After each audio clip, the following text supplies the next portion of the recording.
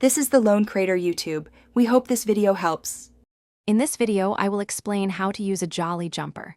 First, ensure your jolly jumper is securely fastened to a sturdy door frame or a dedicated stand. Verify the clamp is fully engaged and the spring mechanism is clear. Adjust the height so your baby's toes barely touch the floor, allowing for proper leg development and safe bouncing. This initial setup is crucial for your little one's safety and enjoyment. Next, gently place your baby into the jolly jumper saddle. Make sure their legs are comfortably positioned through the designated leg openings. Fasten all the safety buckles and straps snugly around your baby's torso, ensuring a secure yet comfortable fit.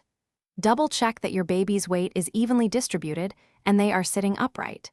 This ensures they are safe and ready for some fun. Once your baby is secure, it's time for some fun.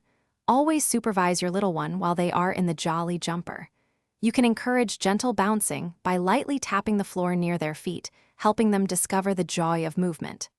Limit each session to about 15 to 20 minutes to prevent overstimulation and ensure they remain happy and engaged. Remember, supervision is key. For your baby's safety, never leave them unattended in the jolly jumper, even for a moment. Regularly inspect the entire unit for any signs of wear, tear, or damage to the straps, springs, or frame. Ensure your baby meets the manufacturer's minimum age and weight requirements, typically around 3 months old and weighing at least 13 pounds. Adhering to these guidelines ensures a safe and enjoyable experience. Thanks for watching. Consider subscribing if we helped you.